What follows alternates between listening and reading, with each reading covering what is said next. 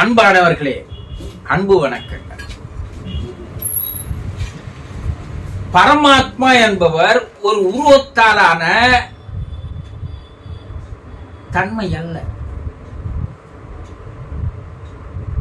நம்ம என்ன நினைக்கிறோம், பல பேருக்கு மனசுல ஒரு ஆழமாக பதிவு செய்யப்பட்ட கருத்துக்கள் என்னன்னா, கடவுள் உருவத்தில் இருக்கிறான். உருவத்தில் கடவுளை வணங்குவது என்பது ஆரம்ப நிலை படிப்பு. சரியையிலே கடவுள் சடவடிவாய் நின்றான். சடம் என்ன, ஆடாது அசையாது, அதற்கு பேர் சடம், உயிரற்ற தன்மை. அப்ப சரியை என்பது என்ன? பக்தி மார்க்கம், ஆன்மீகத்தினுடைய ஆரம்ப படிப்பு. நம்ம உருவத்திலேயே அவனை வணங்கி வருவது என்பது ஆரம்ப நிலையிலேயே நம்முடைய வாழ்க்கையை முடித்துக் கொள்வதற்கு சமம். சித்தர்கள் அதை கூறல, மேல் நோக்கி வாருங்கள் என்று கூறுகிறார்கள். அடுத்தடுத்த நிலைக்கு வாங்க. அதிலேயே இருந்தீங்கன்னா என்ன பயன்? எத்தனை பிறவிகள் எடுத்தாலும் அந்த நிலையிலேயே இருப்பதற்காக உங்களுக்கு மனித பிறப்பு தரப்படவில்லை. நம்ம என்ன நினைக்கிறோம், கிருஷ்ணனை பார்த்தா பரமாத்மா. கிருஷ்ணன் என்பவன் மனிதன் தான், தாய் தகப்பனுக்கு பிள்ளையாக பிறந்தவன் தான். ஆனா தன்னுடைய குணத்தின் மூலமாக அவன் தெய்வ தன்மை அடைந்ததால் அந்த வார்த்தையை வைத்து கூறுகிறோம். அந்த தன்மை இந்த பிரபஞ்சத்தை தோற்றுவித்தது எது? இந்த பிரபஞ்சத்தை இயக்கிக் கொண்டிருப்பது எது? ஏதோ ஒரு சக்தி, ஒரு ஆற்றல், ஒரு எனர்ஜி, ஒரு பவர். பிரபஞ்சத்தை தோற்றுவித்துதான் அதுதான். பிரபஞ்சத்தை இயக்கிக் கொண்டிருப்பதும் அதுதான். பிரபஞ்சத்தில் உயிரினத்தை தோற்றுவித்ததும் அதுதான். அனைத்து உயிரினத்திலும் உள்ளே இருந்து உயிரினங்களை இயக்கிக் கொண்டிருப்பதும் அதுதான்.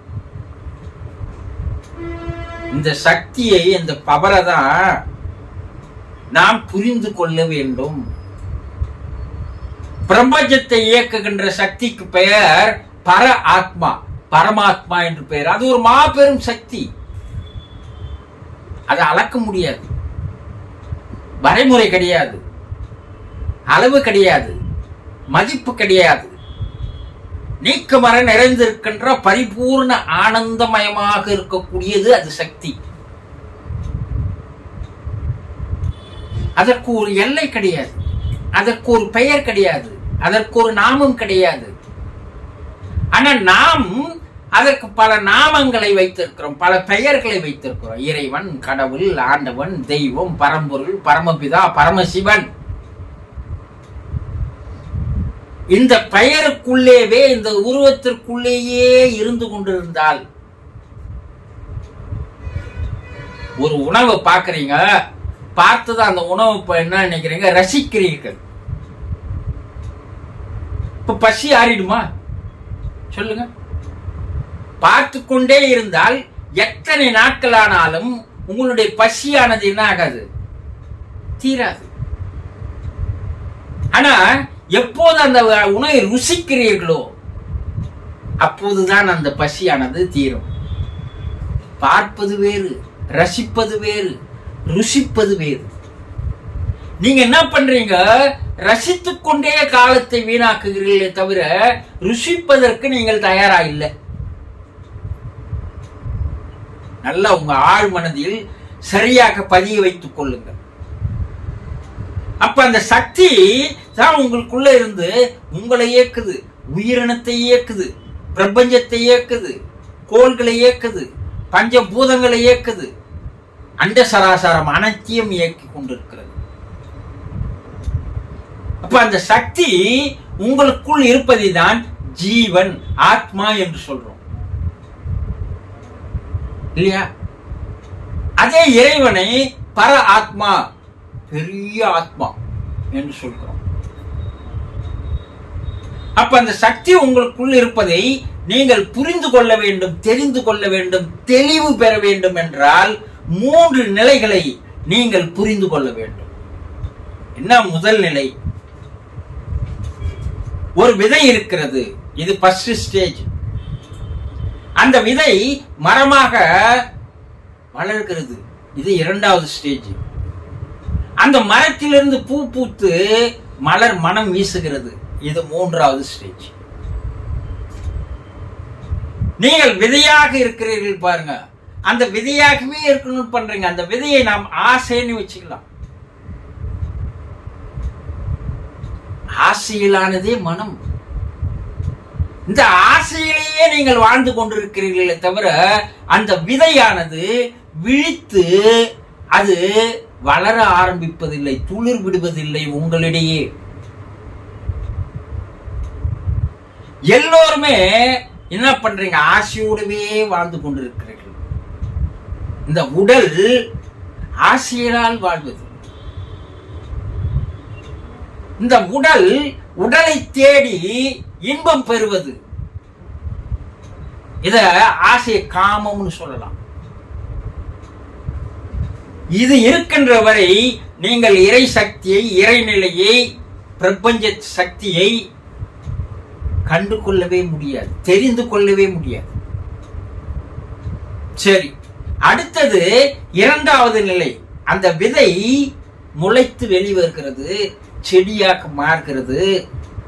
அப்போ ஒரு சிலர் என்ன பண்றீங்கன்னா செடியாக மாறி விடுகிறீர்கள். அந்த நிலைக்கு பெயர் அன்பு. இந்த நிலையில என்ன பண்ணோம்? மனம் மனத்தோடு சேர வேண்டும். முதல் நிலை உடல் உடலோடு சேருவது. இதுதான் வாழ்க்கைன்னு வாழ்ந்துன்னு இருக்கிறீங்க. இது வாழ்க்கை அல்ல, இதை கடந்து மேலே வர வேண்டும். இறைவனை புரிந்து கொள்வதற்கு 3 நிலையை நீங்கள் போக வேண்டும். இரண்டாவது நிலை அன்பு, மனம் மனத்தோடு சேர்வது. The true love. நீங்க பண்ற லவ் இல்ல, அது கவர்ச்சி. அந்த இறை நிலையோடு அன்பு செலுத்துவது, அன்பு பெருகெடுத்து வருவது. அந்த ஸ்டேஜ் வந்தீங்கன்னா நீங்க இறைவனுடைய அருகில் வருகிறீர்கள் என்று அர்த்தம். இன்னும் இறைவனை புரிஞ்சுக்கல, ஆனா இறைவனுக்கு அருகில் வந்து விட்டீங்க. எங்க அன்பு செலுத்துறோம்? எல்லாம் சுயநலமாவே வாழ்ந்து கொண்டிருக்கிறோமே. அப்போ இறைவனை நீங்கள் புரிந்து கொள்வதும் இல்லை, இறைவன் உங்களுக்கு வருவதும் இல்லை. மூன்றாவது ஸ்டேஜ் என்ன? ஆன்மா ஆன்மாவோடு சேர்வது. ஒருவரை பார்க்கிறீர்கள் என்றால், ஒரு சக்தியாக இருக்கின்ற ஒரு பெண்ணை பார்க்கிறீர்கள் என்றால், உடல் மேல் கவர்ச்சி கொண்டீர்களேயானால் அந்த காமத்தை தீர்த்துக் கொள்ளலாமே தவிர நீங்கள் மேல் நோக்கி வரவே முடியாது, இறைவனை உணரவே முடியாது. சரி, அடுத்த ஸ்டேஜ் மனம் மனத்தோடு சேர்கிறது.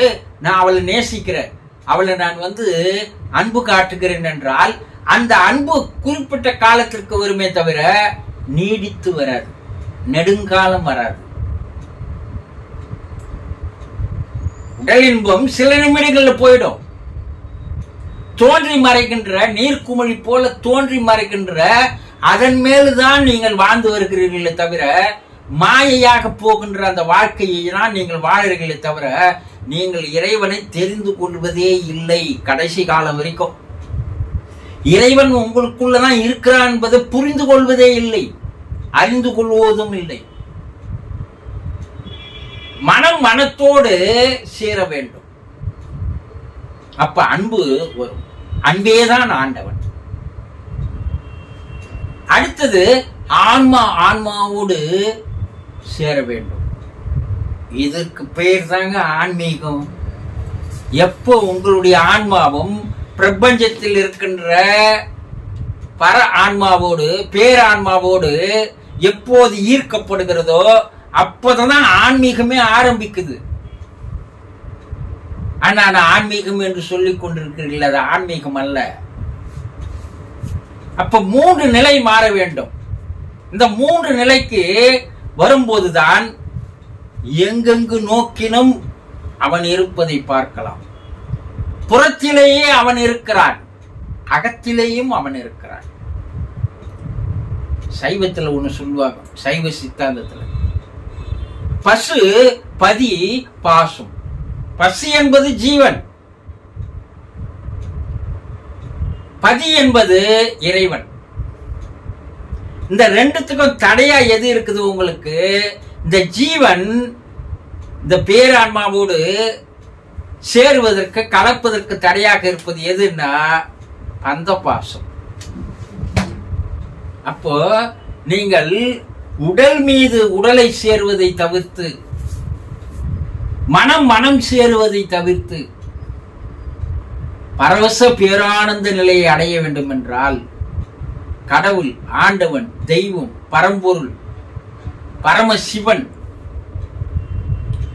அவனோடு நீங்க சேரணும்னா இந்த ஜீவனுக்குள்ளே இருக்கின்ற சிவத்தை அறிந்து கொண்டால் நீங்கள் சிவமாக மாறலாம். உருவத்துல மட்டுமே காலத்தை கழித்துக் கொண்டிருப்பது, அந்த உருவத்திற்குள்ளே இருக்கின்ற சூட்சுமம் என்ன, அதை யார் சிந்திக்க ஆரம்பிக்கிறானோ அப்போது அவனுக்கு ஞானம் வளர ஆரம்பிக்கிறது. புரிந்து கொண்டால் அன்பு பெருகெடுத்து ஓடும், ஆன்மாவோடு சேரும். அப்ப தெய்வம் எது, ஆண்டவன் எது எல்லாம் தெரிஞ்சுக்கலாம். உருவத்தில் இருப்பதெல்லாம் தெய்வம் அல்ல. அந்த உருவத்திற்குள் இருக்கின்ற ரகசியங்களை, அர்த்தங்களை, பொருள்களை, உண்மைகளை எப்போது புரிந்து கொள்கிறீர்களோ அப்போது இறைவன் உங்களுக்குள்ளேயே இருக்கிறான் என்பதை நீங்கள் தெரிந்து கொண்டால் நீங்கள் தான் சிவமே தவிர வேறு ஒரு சிவம் அல்ல. தெரிந்து கொண்டீர்களா? சந்தோஷம்.